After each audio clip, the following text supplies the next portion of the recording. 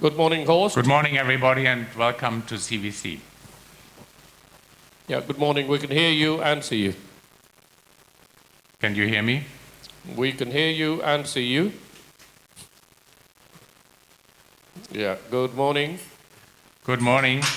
So now I can hear you. Good. Okay. So welcome to CVC. We have case number 3. With me is Markus Reinertz, and the TE will be done by Bobu, which is Bojan and Bushra. And we have the case history presented by Philip. Please go ahead. Good morning, ladies and gentlemen. Our first patient today is a 71-year-old female with permanent atrial fibrillation. In October 2016, she was hospitalized due to Coumadin overdosage with a QIC of under 10%, an INR of 7, and HB of 6.4 grams per deciliter, which made transfusion of 2 erythrocyte concentrates necessary. She had atraumatic hematoma on her right arm, both legs, and sublingual bleeding. Her current oral anticoagulation is apixaban. She also suffers from hypertension. Her ECG showed atrial fibrillation with a heart rate of approximately 87 beats per minute. TTE showed a dilated left atrium of 45 millimeters, a normal left ventricular ejection fraction, and mild aortic, mitral, tricuspid, and pulmonary regurgitation. Her risk scores are a CHED score of 1, a CHED VASC of 3, and a HAS-BLED of 5. And now back to Professor Sievert. Okay, thank you very much. Any questions regarding the history or indication? Any questions from the audience? No, nothing. Okay. So then let's move. They're still waking up. Yeah, good. So I have a 6 French sheath in the groin, in the femoral vein. Bushra and Bojan are just doing some measurements, but Bushra or Bojan, can you give me Horst, just... did you use ultrasound-guided access or the normal way for you? Well, actually, that's actually a good question, because usually everybody thinks, well, venous puncture is easy, but it's not always. And here it was quite difficult, and Julia was about to go and bring the echo machine for the ultrasound-guided puncture, but finally I made it. So it's not always that trivial. Okay. Especially if you are a coronary guy, then it may be difficult. So, Bushra and Bojan, can you give me a short access of the septum and the aorta? I would like to start with the bubble test. And the reason is that if there is a PFO, then I may consider to use the PFO instead of doing a transseptal puncture. The best way to rule out any intra-atrial shunting is short access, 30 or 40 degree, and then just focusing on the aorta, because if there's any shunt, then you will see bubbles appearing in the aorta. So it looks like there is no shunt. Can she do a Valsalva? No shunt. Can you compress the abdomen or ask her to? Now she's doing a Valsalva.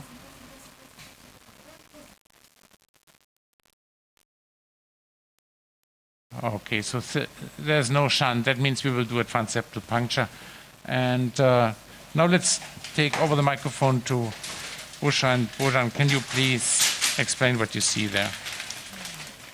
Okay, so should we just start with the 3D, then we'll go through the systematic 2D images. So here's our 3D picture. And what we see here is, so just to give you some landmarks, this is just the edge of the mitral annulus. Here's the orifice, or the echo orifice of the appendage. And what you see is here, there's this top superior surface here is your Coumadin or warfarin ridge. And you can see it spirals down. And interestingly, it looks very shallow, this appendage. And what you see here already, before that there aren't obviously any deep lobes, just looking at the 3D. And you can see... Bushra? Yeah? As Neil said yesterday, this appendage has a wide mouth, a narrow mouth and a wide sort of orifice. Is that right? Absolutely right. It doesn't really seem to have it's like much... Donald Trump's mouth, he said. I think that's a very good description. So you can see here that there are a few very small, shallow lobes here. So it's already looking very interesting. So we're going to go to the 2D now. And we'll start in our systematic way, 0 degrees. And at 0, you get a glimpse of the appendage, but you don't always see it that clearly, but you can see it just coming into view there. So you can see it there, and that kind of confirms what we think we're looking at. So I'm just going to freeze it there. So what you see is that very wide orifice that is oval shaped. So in this view, it actually looks quite narrow, but we know it isn't. And then you see it moves down from the smooth neck almost, and then you get the trabeculations where the appendage starts, so where you'd expect. So the circumflex vessel is around this level here. You kind of get a glimpse of it here. And actually, there doesn't seem to be much appendage in this view. So it's looking very interesting. So if I did a couple of measurements here, so if we measure the orifice at the top here, something like that, and what does that come out as? 23. And then if we were coming a bit further down for where we think the orifice might be, maybe here. I'm not quite sure in this view because I haven't got good landmarks. It's not a view I'd always rely on for the measurements. As I said, I use 3D, but that's the first view. We've put colour through this already, so we know that there's no... Yeah, 45. Yeah, that's good. That's lovely. So here you get a better view of it now. We'll just put a little bit of colour in there just to make sure we're happy, which we are. And then let's just look at the appendage now in detail again. I'm just going to explain because this anatomy is looking very interesting. So you can see here we have, in fact, you get a glimpse of it as we move around on the right window. So this is the orthogonal view. You can see 2 very short lobes. Bushra? Yeah. We see a very nice image, but we don't see the angles. I assume you're at... We're at 45, 50. 45 and 135, yes? That's right. 45 here, roughly, and 135 here. Thank you. Yep, sorry. No, it's not. We have a just picture in the corner which the obscures... picture, the top left picture needs to be moved to the bottom if they could. Oh, that's it. Okay, so we're just showing you the top of the Warfarin ridge here, or the Coumadin ridge. And you can see here, this is the orifice, and the circumflex vessel is here. You can just see glimpses of it coming and going. So it's quite... There it is there, yeah? Yeah. So you can see actually there isn't much lobe beyond that point. So we'll keep going. We might just do a quick measurement while we're here. It's looking very, very... So if we took the whole of the top of that orifice there, we're getting 25, and then we get at the level of 16. Notwithstanding it being relatively shallow, yeah, it looks otherwise amenable, doesn't it? Good question. We're still looking. Could you put some colour on, please? Yep. Oh, sure, thanks. So, colour, wrong button. Yeah.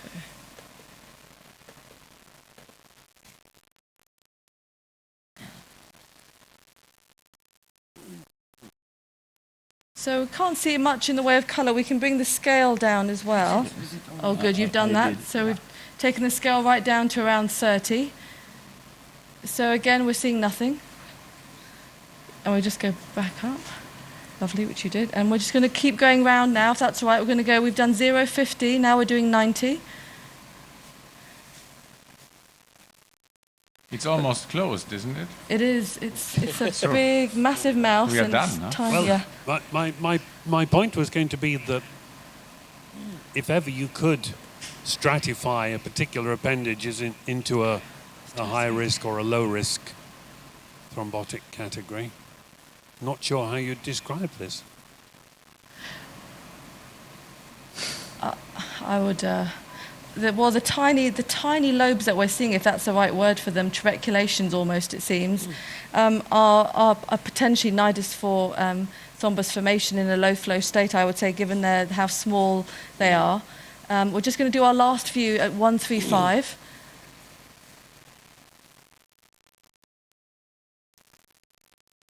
Jens Erik, happy to have a go at this? Yes, I think it can be closed.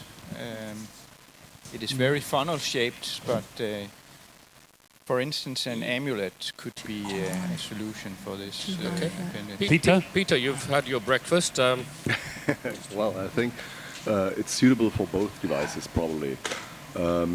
We should see which both? Amulet and Watchman. I think it's for both. Because it's one lobe in the top and getting wider in 2 lobes in the bottom, and I think it's suitable for both. Okay, Iqbal. I haven't got any experience of the LAmbre, but it does look as though that might fit very nicely because of the taper. I would not put an Oculotech device in this, not enough grab. Okay. Kevin, where are you? Here, Shaq. I think maybe something with a small, small umbrella and large cover, one of those special type devices, one of the 17 available devices, Neil. It's not nearly enough. Hideki, what do you think? Yeah, from a standpoint of the beginner, I think it is a little bit difficult to implant the Watchman, so we need to pick up the orifice-oriented device, like an Amulet. Amulet, okay. Matt. Yeah. I think there was a brief glimpse of the 135 view, which showed anterior depth. So I think we might be underestimating the depth, and I think we could get a Watchman in there. Watchman, other Matt. I like the suggestion for the LAmbre device. Yeah. Okay. Horst. So, Busha, just give us, she's doing some additional measurements. So, Busha, when you have done that, please show us again the 135, because that seems to be the most critical in this particular patient. And the reason is that I saw, basically, as Busha described, a ridge which is going up to the orifice of the appendage, which means she has basically, this patient basically has 2 little appendages side by side. There's no actually functional landing zone, but the strategy during this workshop is that we have kind of pre-selected the patients for certain devices randomly, more or less. This patient is kind of pre-selected for the Amulet, but we can change the strategy if we want. Yeah. So I don't know if you can see the screen. I'm just looking at this anatomy in 3D. Yeah, so they see the screen. Yeah, okay. So you can, if we start at the 45-degree view here, so there's the warfarin ridge, there's your circumflex vessel or your vein there. You can see the very wide orifice and then how it tapers very rapidly to a small size there. And if I just swing round, so this is a 360 look round. It gets, you can see now, you see in long axis, you can actually see that you've got at least 2 little pouches or lobes, if you want to call them that. They seem rather small for that. And if I just move through those, I can get an idea of what the anatomy looks like. And they're very similar. They're both very narrow, very small, and very shallow. So really, as Horst was saying, I can't easily discern a landing zone here, given the shape of the way it goes from a very broad, wide orifice, very oval, where we're getting 35, 36 millimeters all the way down suddenly to about 16 millimeters. So, Busha, in your own unit, what would you be advising in terms of which device to use? So we really have the St. Jude one available to us on a regular basis. So we probably would not close this appendage, I have to say, looking at this anatomy. Okay. Yeah. So can you kind of measure the length of the functional landing zone, which means from the level of the circumflex to this ridge, which is dividing the appendage into 2? Yeah. Yeah, this is the important image here. Yeah. Okay. So Horst, do you is mean that 3 or 2 here, ridges? Here to there? Yeah. Looks like 3 there. 23 millimeters we're getting. Yeah. Yes, there are 3. There are 3 small lobes there. Yeah, that's right.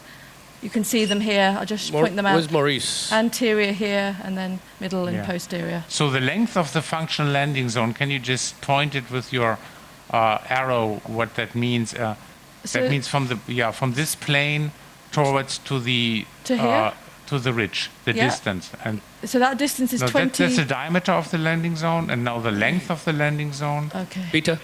I think in this case, do you mean the whole lobe, Horst? Here this would be if we are able to put the device into that particular lobe. So now it's 23 millimeters. Yeah, and but measuring to the ridge, which is the functional landing zone. Okay. So that is almost 0, isn't it? Horst, Peter's got a suggestion for you. Yes. No, Horst is going to look for the same thing I wanted to 6 ask. millimeters. The distance between the orifice and the ridge is very important if you use an Amulet device, because you have to have at least 10 or 12 millimeter length to bring in the body of the device. Yeah. So here it is, Peter, here is 6 millimeters, which would be too short for the Amulet. Probably, right? yes. Yeah. So, Peter, what would you suggest then? Well, we could try a Watchman device, because if you can get into one of these lobes, probably in the middle one, it might fit that it opens up at the orifice to its original diameter. It depends how long or the diameter. It's 23, I think, so 27 would be suitable. Now, Peter, look at this. Okay. This is the landing zone into the middle lobe, it's and 16. that is 16. Okay, Matt, I think it's probably feasible with the Watchman. The lack of clarity is how rigid the septae are between those lobes. Yeah. So you could get a device with the adequate depth in the anterior lobe, but the feet may never expand. Iqbal? So with this fantastic imaging, isn't it one of those really shallow ones that either you do as Bushra suggests and don't do it, or use what was shown by Kevin yesterday, that sort of funny LAmbre device with a small waist? Mm-hmm. Kevin, is that what you would go for? Yeah, let's see what the angiogram looks like. Okay, let's do the transeptal puncture now. I would like to have long axis view and short axis view of the septum, kind of explain. Nach LAmbre devices. So I'm high up in the superior vena cava.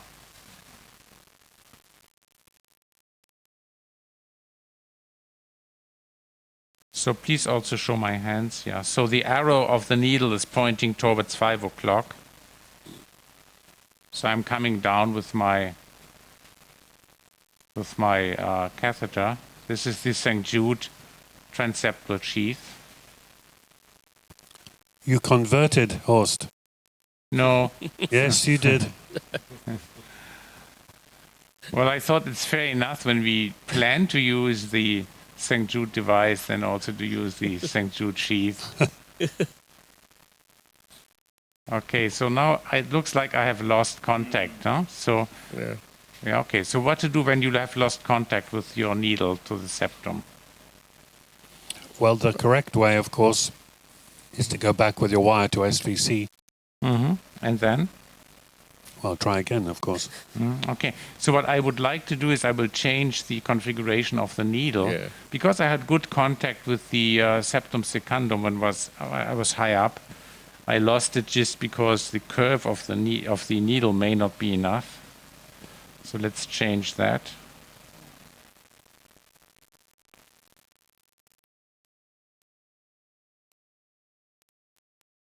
Okay.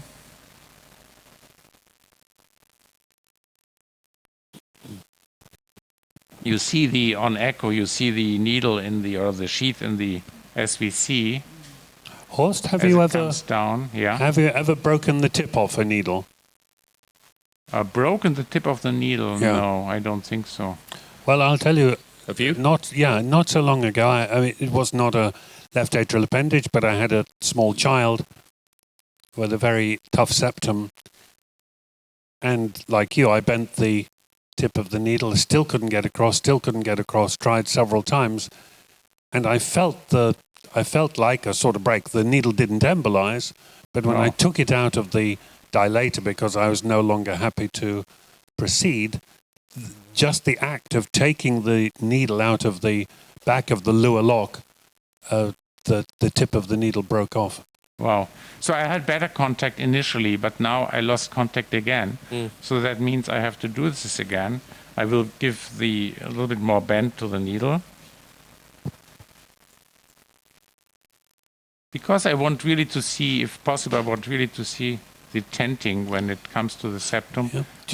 So we discuss it. Do you have any other technology available? We have the Baylis stand here with its NRG needle, and of course that's the radio frequency wire. Do you have that available or not? No, we don't have that, no. We have used it in the past, but just for live cases or so. We don't use it. I mean, the problem is rarely that we cannot get through the septum. It's in this case here, it's more I need to have the contact because I want to see where I puncture. So I made more bending here. Well, if you have the situation that we cannot cross, which happens in 1 out of 1,000 or so, then you can use, for example, laser. We have the laser in our lab. And I remember a case of a paravalvular leak where we had to use that long time ago, actually. So now you see again the tenting at the fossa ovalis. So I'm coming down. Lost again? Wow. Huh? There's a bit of. There's still a little tenting. Huh? You see it on the short axis. It's in the posterior area of the septum. That looks. And we are in the inferior area. So is that a good position to puncture? What do you think? Peter, are you happy? Well, I think as long as we don't know which device we use, we can choose a special point for transseptal puncture. Okay. But it should be inferior and posterior, I think. So are you satisfied with the puncture location, Peter? Yeah. Yes, he is. Don't say later on, Peter, that's not a good position, as you usually do. Yeah, you seem Matt, are you happy? Right now, I don't see it. It looks fine to me. Okay, so I will puncture the Californian mat, as opposed to the Oxford mat, or both. We'll move. The Californian wants to move to Oxford, by the sound of it. So we still have that tenting here. Is the position still okay? Looks perfect position. Okay. So then I go through. I advance the whole system a little bit. So it does not go through. What to do now? Push harder. Push harder. Now I'm through. Yeah. I just kept on pushing a little bit. And now I'm through. Little contrast. You also see the pressure on the screen. Yeah, you see it there. Pressure, mean pressure is, well, about 9 or 10, so it's going up and down. Now I rotate a little bit to 3 o'clock before I advance the whole system. And I'm advancing the whole thing. Little resistance, that was the transition from the needle to the dilator. Now I keep the needle in place and advance the... Now it's popped through. There you go. Okay. Now I keep the dilator in place and advance the sheath only. Good. So now... Left atrial pressure's fallen by the look of it. Yeah. Let's check 0 again. I'm not sure about this pressure. So... Then at what stage do you think about giving fluids? Yeah, that's what we do if the pressure is too low. We are just rechecking 0.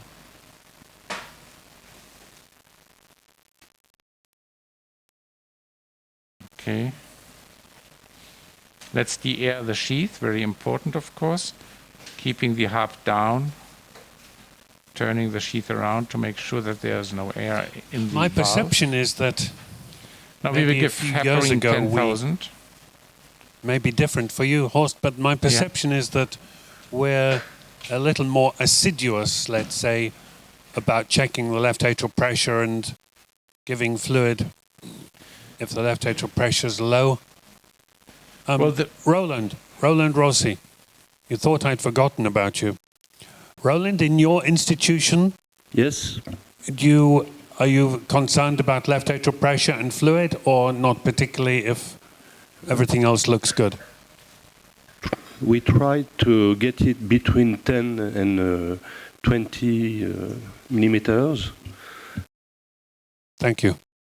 Matt, you used to be an advocate of appendage volumes and left atrial pressure and so on. What would you do? This is around mean of 4, I think. I would give a leader bolus and just continue as I go. So yeah, so I do check and I'm aware of the pressure and try to get it above 10. Mm-hmm.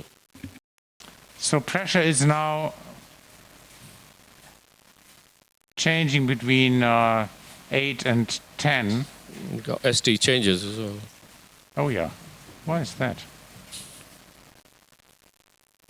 As you have seen, I de-aired the sheath. Let's do this again. Yeah. Mm-hmm. Maurice? Happy with this left atrial pressure? You want some more? Yeah, more. How much? Usually we give 500 to begin with, obviously as long as it's not patient with a reduced LVEF. Busha, do you see anything special? We have ST elevation changes. Yeah, we're looking. Despite carefully de-airing the sheath, so something is wrong here. Yeah. Any thrombus, any clots? Just look at the We LV. have given heparin 10,000. It's just worth thinking about, isn't it? Because these are comorbid patients, obviously not particularly this one, but Look at it in 3D. Nothing obvious. every now and again I should think you've got to be careful about a rapid 500 or 1,000 cc transfusion. Can we check ACT? So it must have been a bit of air, mustn't it? Yeah, but we didn't see this, neither on echo. I de-aired the sheath, so I don't know what I did wrong here, but there's clear ST elevation. LV, full chamber. Could you check LV contraction? Yeah. We're just doing it now, actually. What's about the LV? We're doing it now. Here we are. That's okay. And blood pressure, Horst, that's okay? We don't have invasive blood pressure measurements, but we can check with the cuff here. It's beginning to look less aggressive, I think. Pulse is they're good. coming down, aren't they? It's good. We will check ACT to make sure that she has enough there is no heparin. wall motion abnormality or anything else. I mean, it's probably Yeah. a transient phenomenon. It's going to get better. It's settling, yes. Maurice just wants you to carry on now. Yeah, okay. Carry on. It's getting better. Yeah. So here's ACT.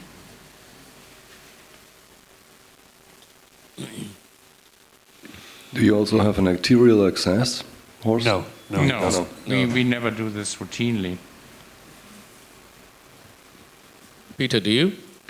Usually I do, and I put in a right coronary artery catheter just for having pressure control. And if there is a problem like that, it's a quick way to go for the right coronary artery where air usually goes in if there is an air embolism.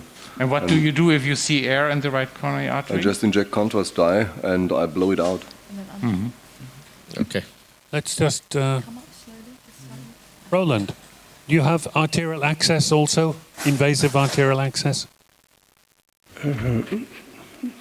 I don't understand your question. When you're performing left atrial appendage closure, yes, do you have arterial access also? No. Okay. See, I think the difference here is that it's not under general anesthesia, right? So if you do the TEE under or TOE under general anesthesia, you have to have that A-line by definition. What do you mean by definition? I mean the anesthesia, whatever, their society has that as a requirement. Oh, really? That's Yes. interesting. Dr. Daniels, what do you do in Oxford? Do you have arterial access or not? Oh, hold on. For these elderly patients who we're going to give a GA to, we do tend You to. do, okay. But there's no requirement to. Yeah, so in the UK there isn't a requirement. So all the PFOs and ASDs, they get GAs. The TAVIs sometimes get GA. Yeah, we don't do it's not arterial access. routine. Yeah, it's the American way. So it's American definition rather than... Is it billable? Of course. No, they don't care about billing. No. It is billable, definitely. Okay, Horst, you've done some angios there. So blood pressure is 160. Okay. I have done the first angiogram with the pigtail in the inferior lobe. Let's show this again for those who haven't seen this. So here it looks in the very small inferior part of the appendage. And now I repositioned the pigtail into another lobe. Yeah, and what you can see nicely is actually what Busha has shown us on TEE. There are 3 lobes. And a little mini appendage. Yeah. Well, what's clear is you must exclude that very, very small superior. Yeah, of course. This is probably the most important one, isn't it? Yes. Maurice, what do you think of from the angiogram? You missed the echoes. I was looking for you earlier on, but on this. Yeah, I kind of by angio alone is a 2D, so I'd like to see the echo before making any comment. You weren't here when we were. Sorry. Here, you might see it now. Ballpark idea.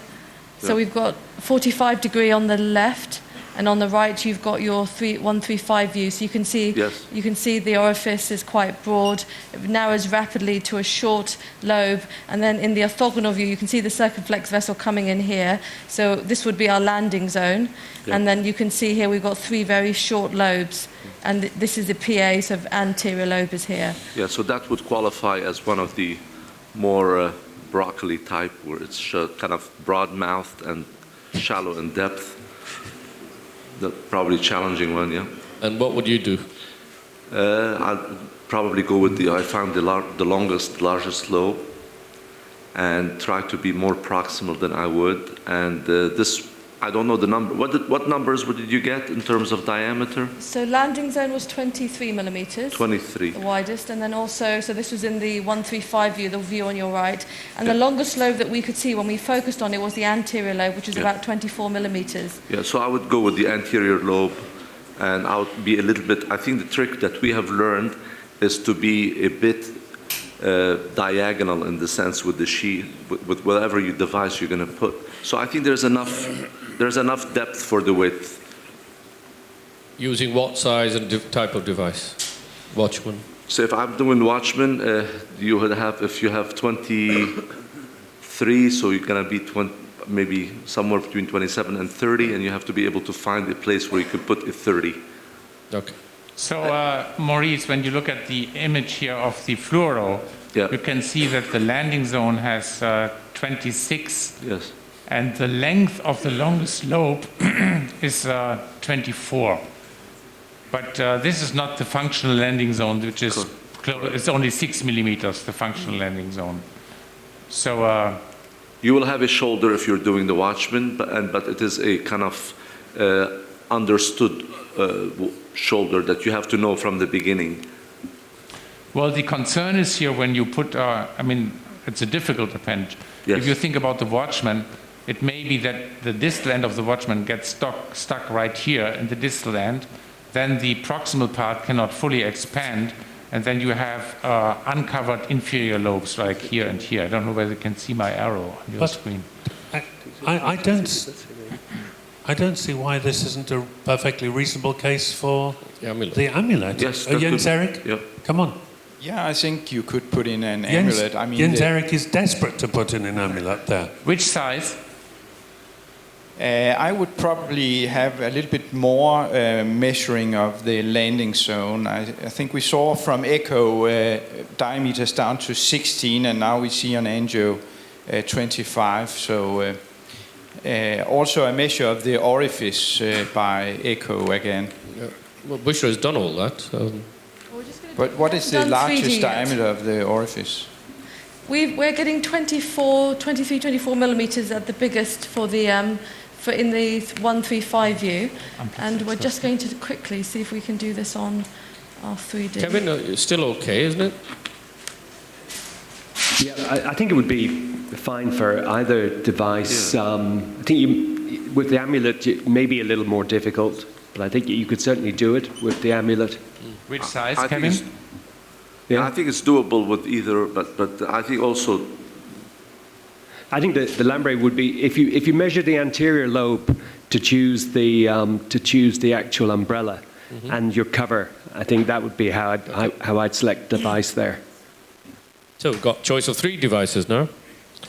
So let's start with the amulet, and we can change later if we want. So Kevin, if you try this with an amulet, which size? Maybe an areocranial view. This is areocranial. Okay. This is caudal. Try a different one then. No, an areocranial for amulet is often better. That's what this is. No, it's caudal. He just said cranial. Yeah, this is caudal, yeah. Oh, caudal. Yeah. So I do another cranial.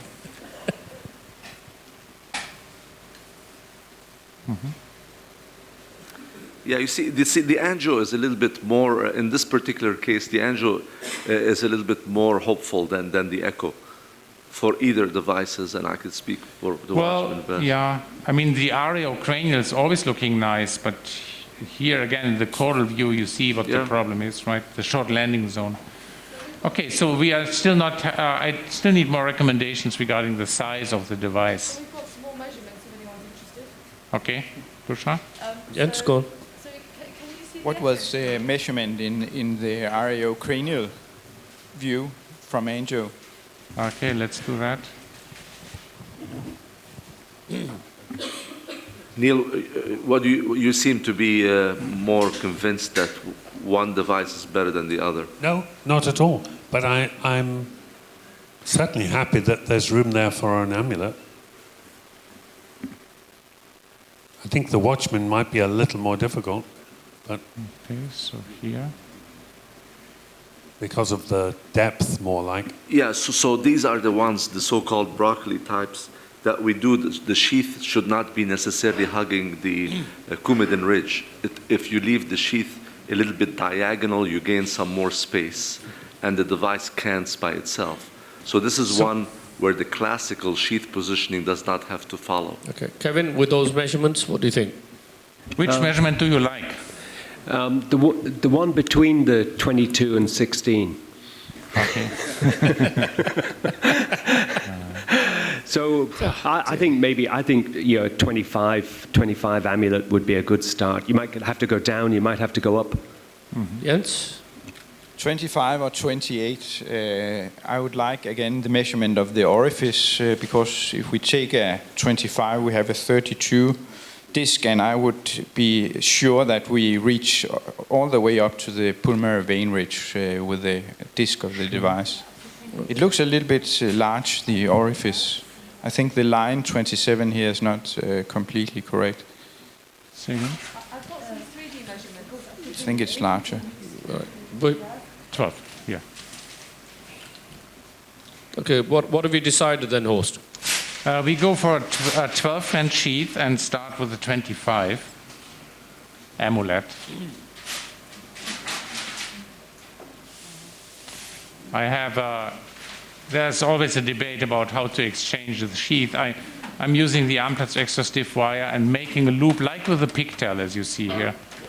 So it's important to, if you do this over the wire, then it's important to use Amplatz extra stiff with a 3 centimeter tip, because only that behaves like a pigtail. The other technique many other operators prefer is to go to the pulmonary vein and exchange in that position and then go down with the sheath into the appendage. I think both techniques are good alternatives. Did you also shape that wire a little bit, Horst? No, it makes this curve. If you take the Amplatz extra stiff with 3 centimeter soft tip and angle tip, of course, then it always makes this shape like a pigtail. Now I'm retrieving the sheath, keeping the Amplatz extra stiff in place, or we need to prepare this here. So this is the 12 French sheath which comes with the Amulet device. Let's focus on the tip. So okay. 2 curves. 2 curves. This is the curve in one direction. And so when I rotate... 45, 45. Yes, and here double curve. And here you can see the anterior orientation of the distal tip. So that's why it's called double curve. And we talked yesterday about our sheath and importance of size. So this is a 12 French, which is reasonable. 14 is actually sometimes difficult to bring it into the groin. And you have to be careful not to cause a kink in the wire. So the 8 French transseptal sheath goes out. Kevin, would you use a double curve or any? Yeah, I think the 45 by 45, I think, is used for all of them now. But Kevin, you have used the ASD sheath in the past. Yes. Yeah, exactly. But I think with Amulet, it seemed to change, and it wasn't easier to get alignment of the lobe with the axis of the appendage. So when you go through the groin, as I said, sometimes it's difficult. So important is to rotate only in one direction. Have a short distance when you grab the sheath. Cannot see this here, but short distance, so rotate in only one direction. Horst, why not put a primary sheath like 14 French or something like that to that's by far too expensive. It's different in your place, but yeah, but it's a good. You mentioned that yesterday. It's a good idea. Or you could pre-dilate with a short dilator. Yeah, that's also an option, yeah. So whenever you have problems with inducing the sheath, then you should use one of these other tricks, because when you have a kink in the wire, then it can really get complicated. And I have seen cases where the sheath was advanced in the subcutaneous tissue. Let's zoom out here so we can better see. Now again, this is a situation where you have to pay attention. So it's close to the septum, and I have to orient the curve of the sheath so that it directs towards the appendage.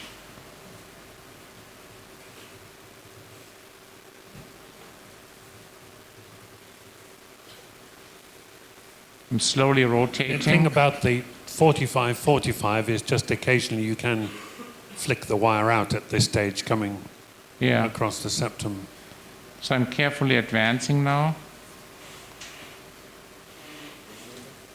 Yeah, zoom in, please. Now at this point, I keep the dilator in place and advance the sheath only.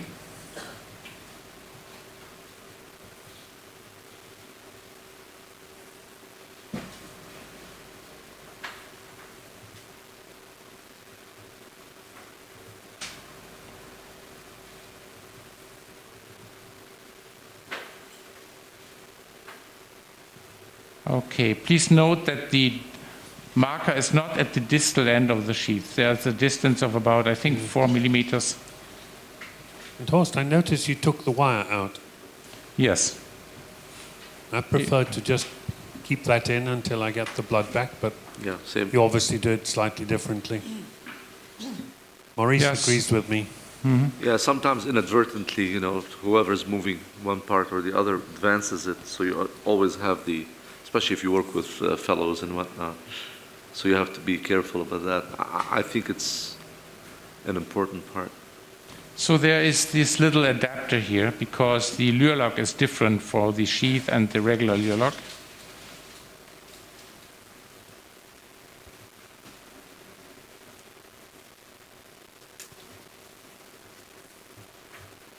Have you been giving extra fluid as well whilst? Yeah, fluid is running.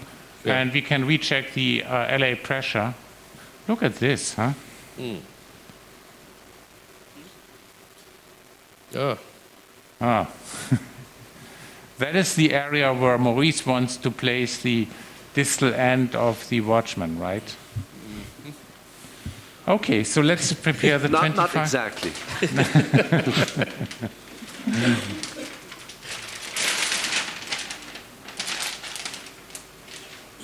But before you go, I mean, you're looking at it angiographically. How about if we look at it on echo? Yeah. And see where maybe you are not in the position where you think you should be ideally. Big syringe. Bushra? So we're in that standard sort of working view, 45 degree on the left and 135 roughly on the right.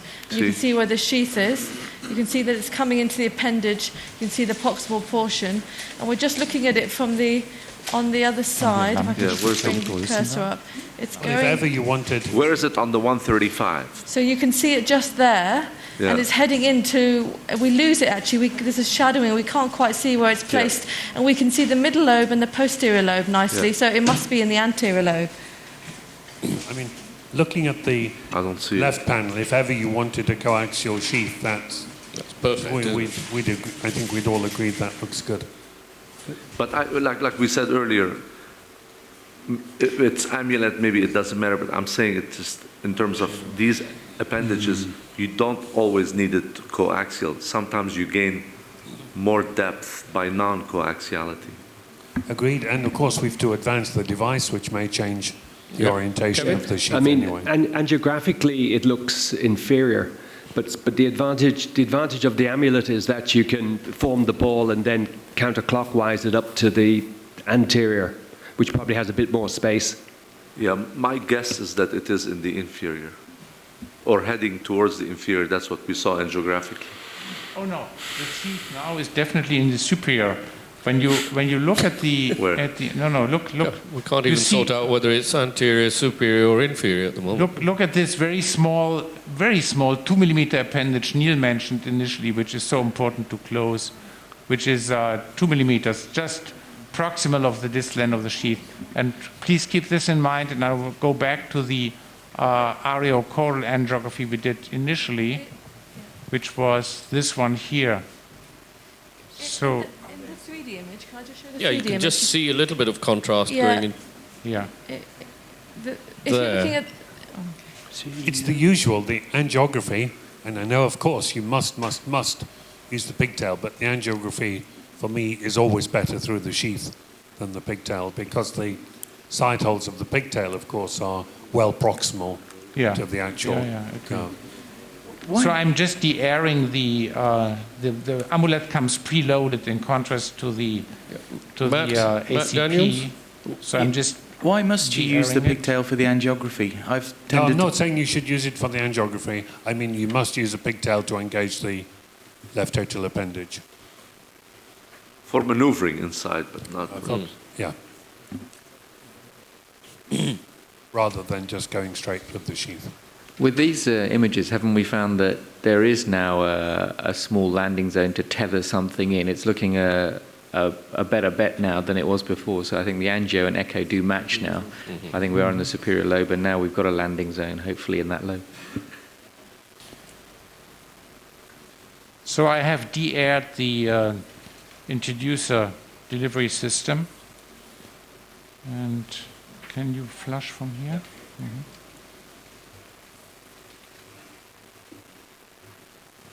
Okay. Just once. Good, stop.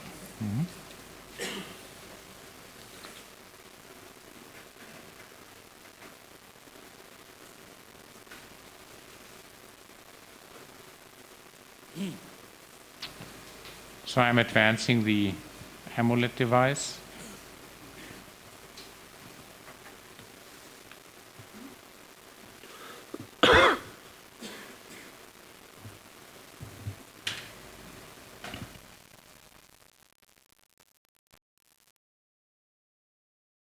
This is the distal end.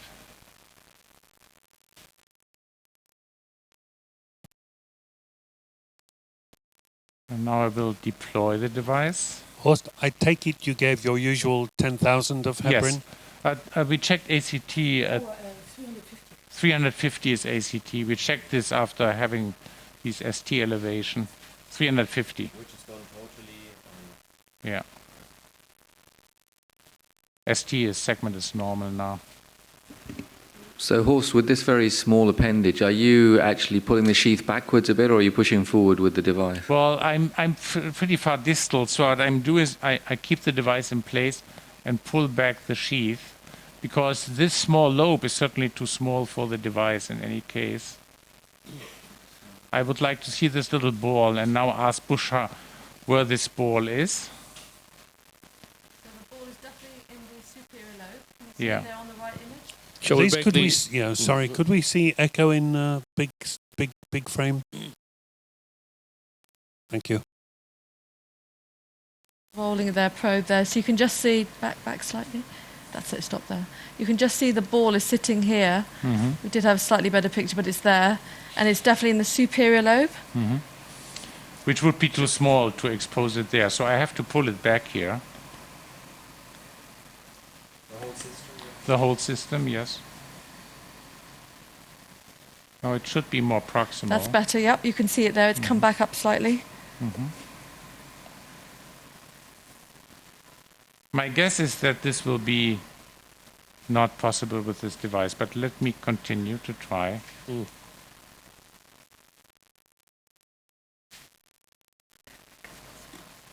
So I'm opening it a little bit more.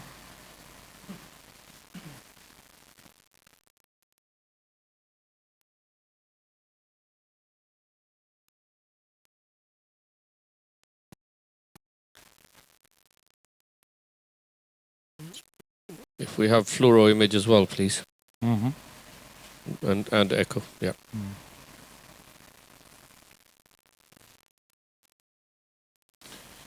Where I'm now? So you're just sitting just near the landing zone there. The lobe is coming out more now. And here you can see how short this landing zone is. So I slowly pulled it back, so I'm at the orifice of the superior lobe, if we would like to say that.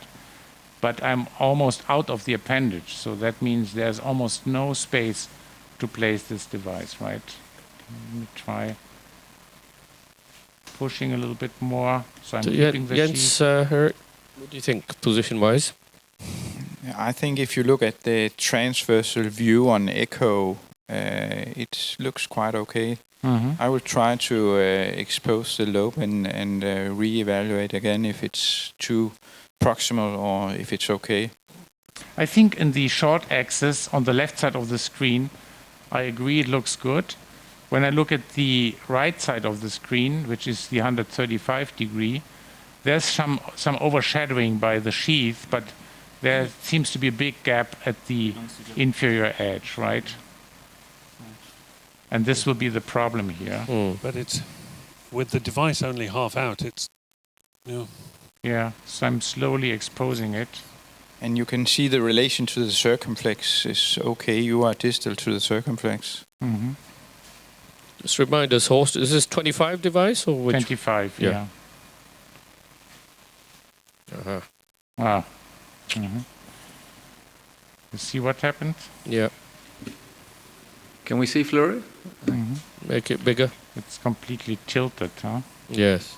And now it's out. You see that the even in the short axis, it doesn't look good anymore. But let me expose it a little bit more.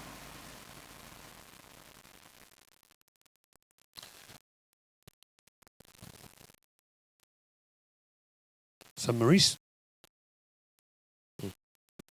Kevin, anybody think we can salvage this by a different sheath orientation, Dr. Daniels?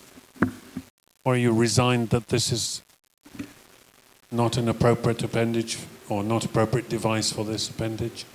I voted for Lifetech at the start, and I'll keep voting for Lifetech. Kevin, and then Iqbal? Yeah, I mean, it's obviously usually worth another deployment to see can you get a different angle. But I think the septum between the lobes is making the landing zone very short. And I think you'd end up having to maybe go down to an 18 to get distal into that lobe, and then your disc is going to be maybe too small to cover the inferior part. Iqbal? I was going to make the same point, or so 18 device or switch to a Lifetech.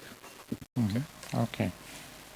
So 18 device would be too small to cover the orifice, right? Do you agree? Yeah.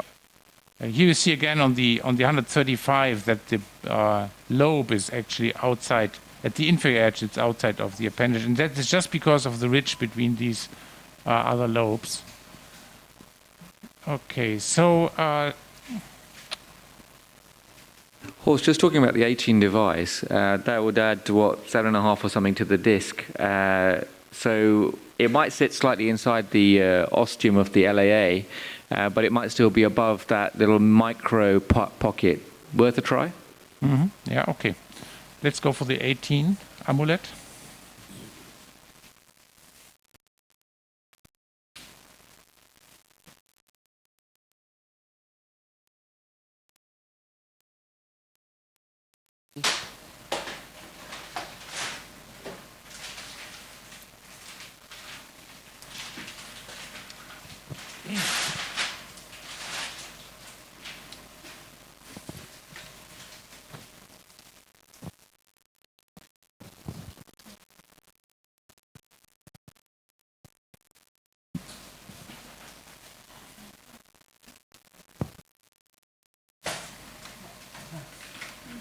I'm just flushing the sheath.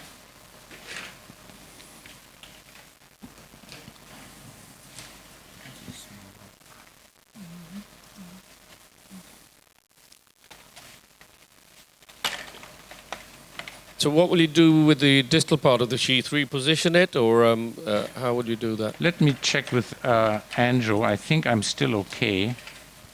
I might have been tempted, as you just had one go with that 25, I might have been tempted just to try a slightly different sheath angle and deployment, but well, Eric is nodding, so he agrees with me.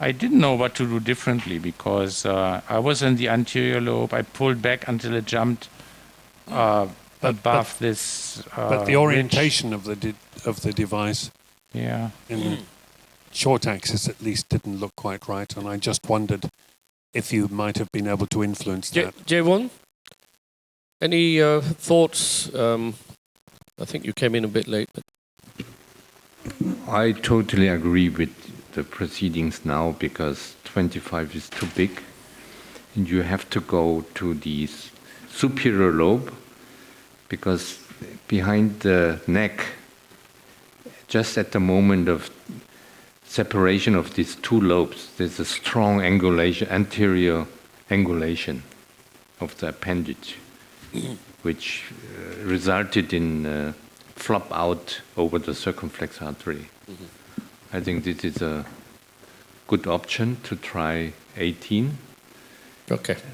And hoping that the disc is big enough. Otherwise, I think Lifetech would be a good option.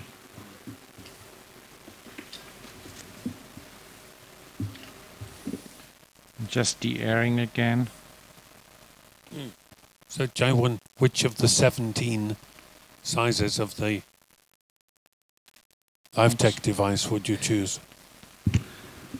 Yeah, the special sizes, small, small umbrella and big disc. The 1832 or 2032, the 18 and 20s have the same 32 disc on them. Mm-hmm.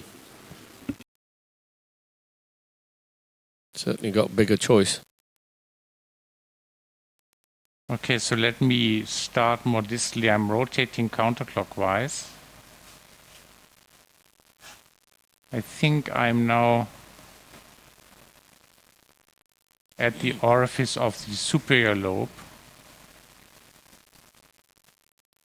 I'm keeping, the sheath wants to come back, so I'm keeping this. Can you advance the, please?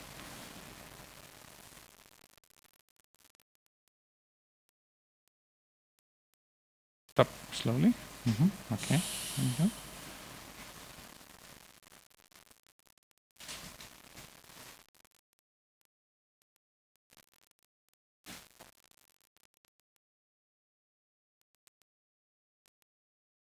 Don't want to disturb you, but there was a phase with the Amulet that when you advanced, you got fairly distal in the sheath, and then you reassured yourself that you were still connected by withdrawing the cable somewhat, but maybe that problem's been solved now.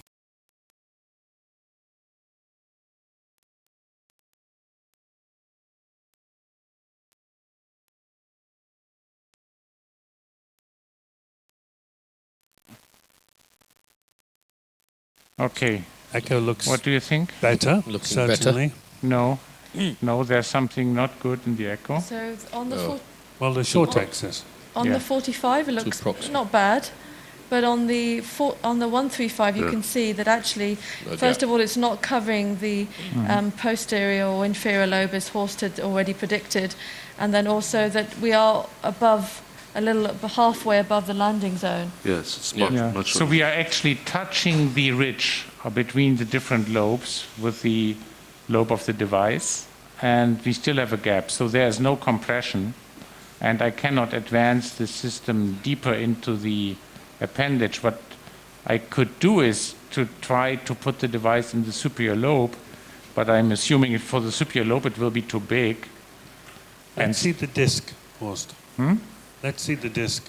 Well, but the device is not compressed. Look at this. It's fully open, right? And you see this on echo as well, so there's no compression at all.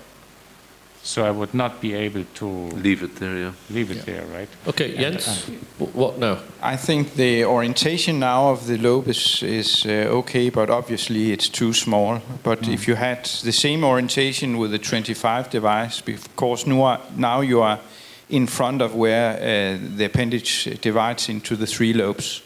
And that's where I think you could maybe again try to put a 25 Amulet. We still have this here. What about trying to recapture it and pushing the ball slightly deeper in that appendage? Do you think it's too small to do that, Horst? Well, I see here on echo that I'm touching the ridge, right? I'm touching the ridge between the two lobes, or the three lobes. J1? So I agree with Iqbal. Try once more getting more deeper into the superior lobe and a slightly more counterclockwise rotate, that you have an engagement of the right-sided hooklets in the wall of the superior lobe. So I did this here. Okay.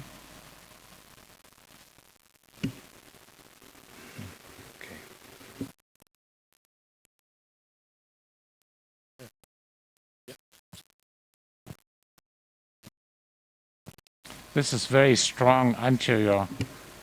I think you should straighten the device in the sheath by violating the IFU and pulling into the sheath and moving a little bit so that you have a straight angle. J1, I like that. Violate the IFU.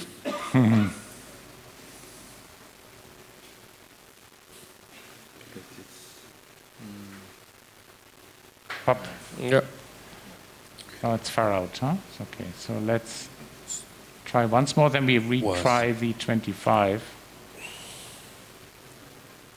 This is But very you interesting. just tried the 25. Well, in a different orientation. Yeah, Deeper. the point was we should use the same orientation as we have now. It's not much different, actually. Let's. Yeah.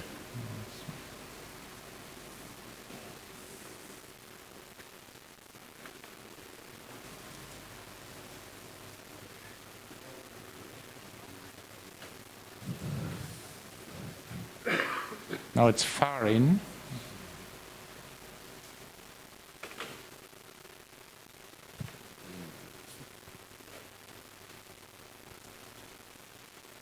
Echo's not being very helpful. It's actually selectively in the superior lobe. A bit It's of certainly compression compressed there. now, isn't it?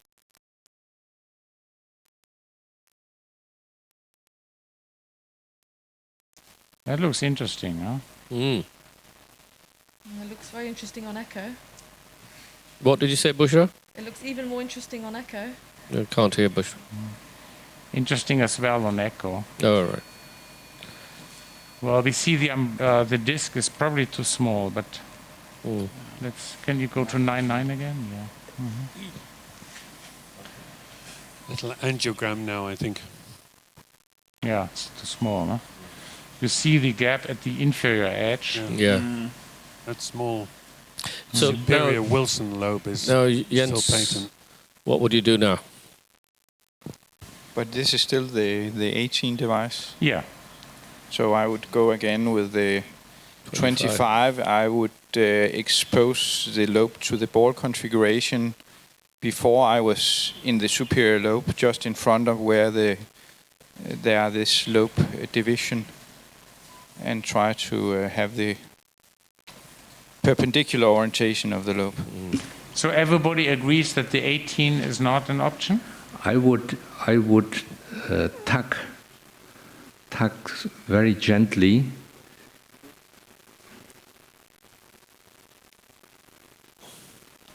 I mean, here can actually tuck pretty strong. I suspect we're happy that it's secure. And do another angio. What's the point, J1? You think it's repositioned? To get more relaxed so that the gap, I think the gap is not that big. Oh. Maurice? The question is what happens when we release the device? So it could be there's the half of it that's uncovered. You can see it on angio. Yeah. So I think that's too small. I just worry that if you try the 25 horse, that there will be no landing zone for that. The way that lobe has gone in is what we probably do want, and maybe it's just that the 18 is too small. We go only one size up, and that might cover it. Well, it sounds like from this experiment, what was mentioned earlier with the Lifetech, the special device with the bigger disc is exactly what you need. What this seems to be, because it's a small ball and the big umbrella. Yeah. It would be worth measuring the lobe there just to see what, because that's the true stretch diameter. And it's expanding actually. Yeah, this is you can measure measurements right there, and then probably that's the device that was It's wider now than when it first went in. Bushra, can you measure the gap, the leak? I think this is less than 5 millimeter. Yeah, but it's not a matter of the leak. It's the pocket behind the leak. It's part of the appendage, right? Just looking at it now. Just push the probe. So Bushra shows the echo whilst Horst is doing measurements. Yeah, we're just getting there. Just push the probe a little bit more. And now gently roll. The other way, other way. So you see on angiography the lobe diameter with the device in place of the superior lobe is 13. Now the orifice or kind of landing zone is 23. And the distance between the landing zone and the ridge between the lobes is exactly as Bushra measured on echo, 6 millimeters.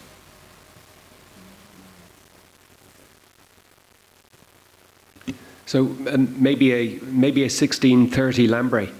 Yeah. Which one? Sorry. 1630. Mm-hmm. Okay.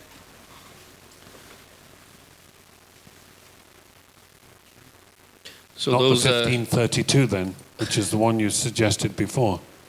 1832 might be okay, but we only got 13 millimeter, when that compressed. So you want the 1532, the 1432, or the 1832? No, I think they're all even numbers. But we're not sure. Okay, so, what do you think then? I'm waiting for Bushra for the residual leak, how big that is. We're just trying to get some images at the moment. Yeah. The question is what happens with the disc when I release that device. Will it then move towards the leak or in the opposite direction? I don't know that. So the leak may either disappear or get bigger. Do the 45 and we'll look for unexplained. Haben wir das gespeichert? Mhm. Beenden. Maybe you could start with the shallower views if the 135 is difficult. Well, but 135 is here the important view, isn't it? Yes, but I mean, start with it. Yeah. Okay. Because if the shallower views still show significant, look at this. It's getting better over time. So there you can see the gap there. Sorry, Bushra, I can't hear you. What were you saying? See the gap. The gap is there where the lobe, the inferior lobe isn't covered. I'm just going to scroll back and see if I can show it to you. So you can see the gap here. Yeah. We're not quite angled enough because we're struggling in the 1-5 view to show an image because you can actually see there's a gap here which looks a few millimeters and you can see flow around the edge of the device, but we can't quite see it in this view here. But I hope that kind of there. You can just about see it coming and going here. And shows the flow as well. Right there, yeah. Mm. But now it looks like the disc is almost touching the tissue, isn't it? There it is, yes. There was a tiny gap. You can just see it coming and going. But that's actually very small. Yeah. So, is there much tension on the device? So from this projection, I'm okay. I would be okay, but I agree with Horst that you don't know if you release the device, then there may be a early remodeling, and it may become better or more worse. Mm-hmm. So I agree totally. That's very helpful, isn't it, Jay? It's either going to get better or worse. Yes, not to take a chance. Or it could stay the same. Yeah. Bushra. Yeah. When you were talking yesterday about looking for residual leak, you mentioned that you have to reduce the Nyquist limit. Yeah, we've done that actually. You don't have to do it, but it just helps you look for any small leaks. We're just trying to get you a 3D of this image here. Horst, what you can try is, as long as you have the cable, to push a little bit. Well, if it jumps in, then the probability, the risk of early remodeling in bad direction is high. On 3D, you can see it nicely there, the gap. Can you see that? Yeah, but if you keep that view and ask Horst to push, then see what happens. So I'm pushing a little bit. Still isn't making much difference, I'm afraid. Can you see that? Can you see what I'm talking about here? So this looks like it's 2 or 3 millimeters in width with a tiny flow, and then you see all this. You see that actually in its long axis, it's a lot more that's uncovered. So Horst, I don't understand why is it if you had a device that has a bigger umbrella and that basically you showed that you can be in this lobe and you have up to maybe 16 to 14. Why are you sweating it? Well, I mean, if Bouchard tells me the result is good, then I certainly would prefer to leave this device here. But I think it's not good. No. Do you agree? So we've got an inferior lobe that's uncovered, and then along and above it, we've got a disc that isn't covering the whole of that landing zone. Okay. And it's unpredictable what happens when you're going to But Horst has pushed, as I saw correctly. Yeah. Well, I did both. I did not fall in. So no, it for doesn't me it fall would be in. okay. It doesn't fall in, but also it does not cover the leak when I push. So I mean, this is the maximum what the device could take on its own.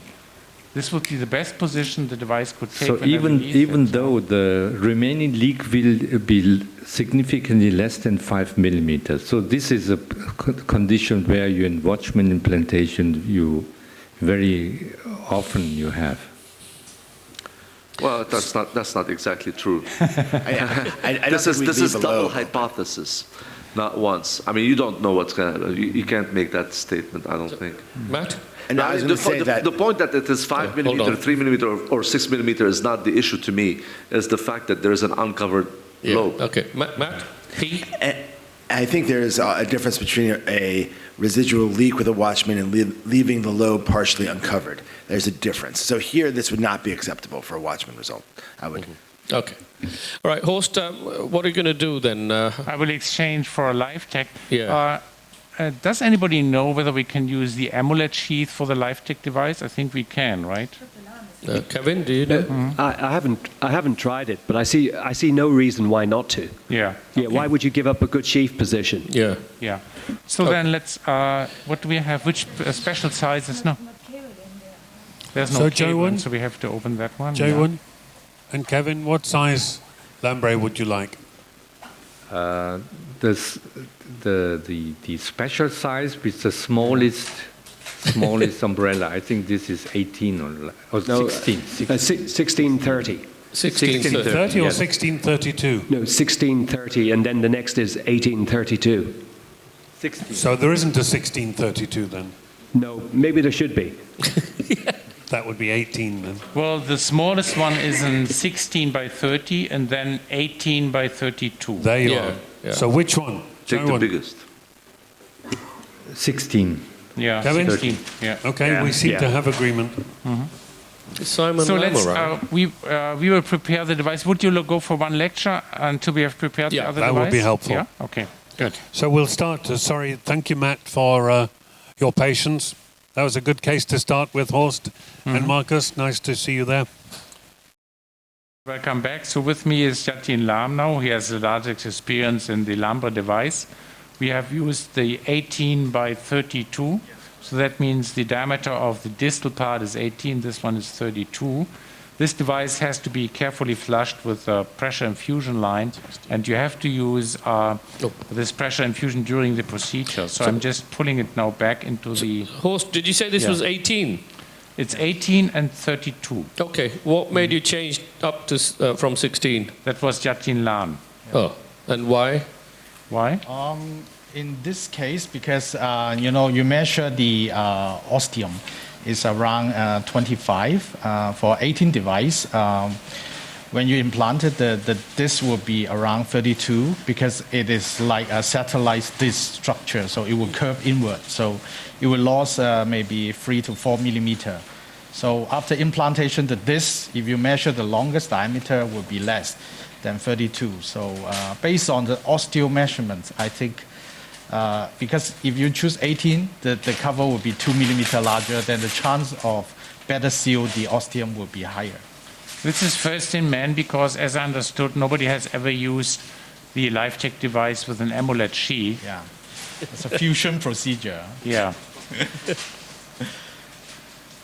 So I counterclock rotated the sheath again. So I'm looking on the fluoro. I think I'm in the superior lobe again. Busha, can you confirm that? You're in the superior lobe. You can see that really nicely here. The sheath is there. We will have to pull back the sheath a little bit before we expose the device and then push it in. This is important for the LAmbre device and different to all the other devices. But I would like to keep it in position until I'm up there with the device. We have continuously flushing now. Can I ask, is that a special thing about this device? Do you continuously flush every device? Because I don't. Well, we flush only the LAmbre device because, well, why is that? Because, well, it's because we are using a 9 or 10 French sheath, and then the space between the device and the sheath is very small. That means it's more risky that you actually get air into the sheath. I think this is the reason. We don't do this with the other devices.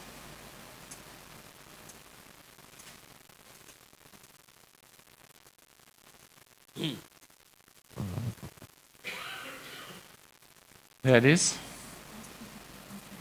Yeah. So at this time, I'm now at the tip of the sheath. I have to pull back. I cannot just expose it there. Can you do a cine? It seems that because sometimes after recapture of Amulet, there may be invagination of the tip of the sheath. Yeah, it looks a little bit like fluoro. So can you exchange that might affect the device when you're pushing out. Then it may not be able to do so. Yeah. Sorry, why you were making a comment about if you recapture a device, no, I mean, because the sheath inverts. The umbrella is very soft. LAmbre device is very soft because you are using the Amulet sheath this time. And last time you recapture an Amulet device into the sheath, you might invaginate the tip of the sheath. And then if you push out LAmbre here, you might have difficulties. Mm-hmm.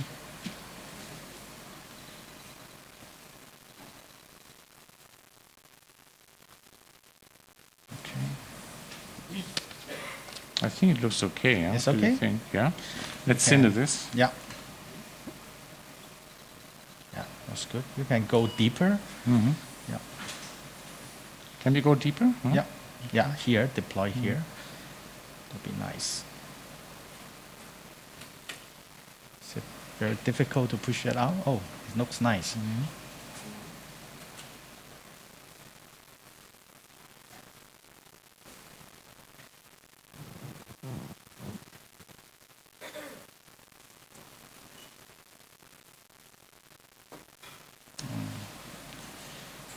I think the umbrella is not fully opened yet. Although the struts are pointing backwards, right? Yeah. You see the... but not all of them, no? No. Mm-hmm. And there's a radio opaque mark that actually separate the umbrella and the cover. So maybe we should pull back the whole system and then redeploy it more proximally. Mm-hmm. So I pull back and start about here. Yeah. Let's give a little puff. Yeah. A little bit even more, huh? Yeah. Like this, huh? Yeah. Horst, could we ask? I'm exposing a little bit. Yes. Yes, go ahead. Maybe Yajin could speak, but he was obviously unhappy about something, but it's not clear from us what he was unhappy about. Yeah, keep pushing. I'm rotating counterclockwise. We will explain in a second. Yeah. Yeah, that's better. Yeah, that's nice.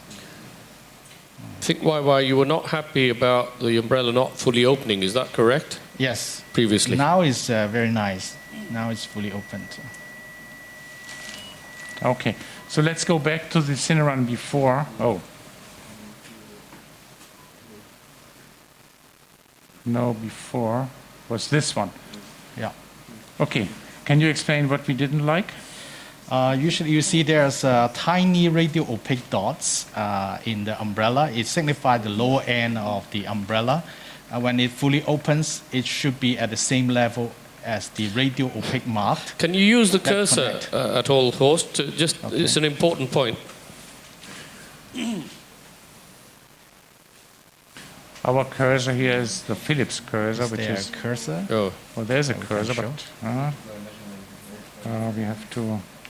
So just clarify that point, because why I didn't understand. Yeah, I think that's very important, because if the umbrella is not opened properly, the distal end is not really atraumatic, because the metal frames of individual frames may touch against the appendage wall.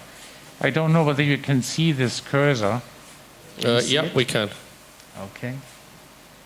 Okay. Yeah. So I think this strut here, that is looking good, right? Yeah, but the others are not in the same line, so some of them are distorted. Would you like to point it out? Okay, let me try to use this. It's a very small joystick. While you're doing that, you see this, well, actually the most important thing is this radio-opaque mark here that connects the upper part. This part is the umbrella, and then, it's very difficult to move, and this part is the disc. If the umbrella is fully opened, it will roll like this, it will claw, and then it goes George down. Nikinig, are you? Goes down here, and then the radio-opaque mark here will be at the same level at here. Okay, now show us the current view. Okay. And explain that again. Can you stop the George? measurement?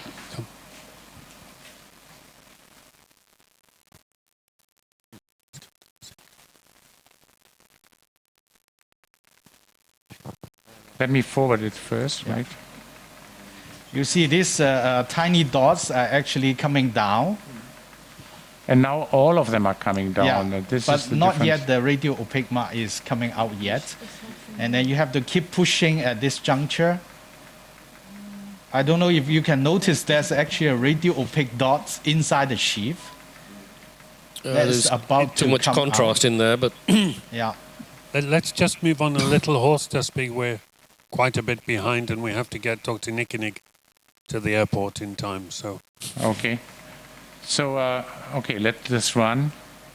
You can see again the deployment. Then we switch to the echo.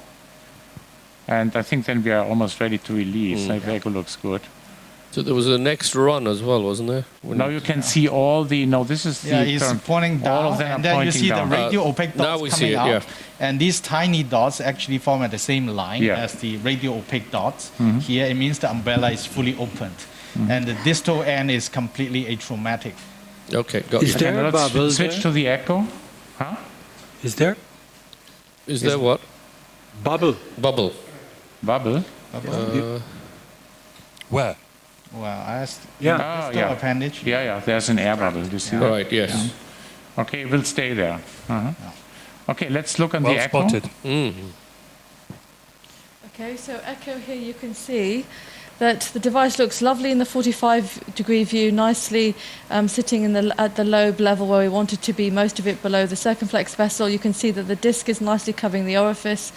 And then if you look in this 135 view, the orthogonal view, what you see is obviously the lobe has been deployed in the superior lobe of the appendage, and you can see the disc, and there is a bit of a gap still, similar to before, but much less.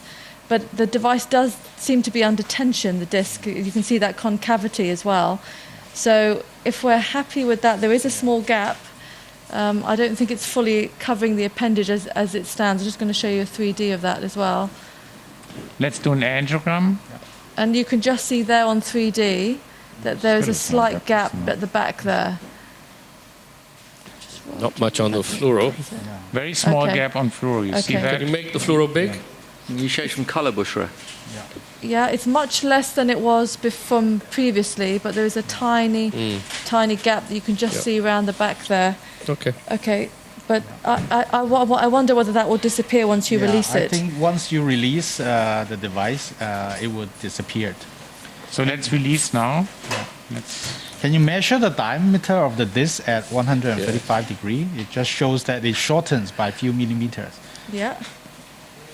So I will release now. And it's just a straightforward screw mechanism, yeah? Yeah. Yeah. Looks like it's up to there. Yeah. So you see it goes towards the lower end after release. So it means that the inferior gap will be gone.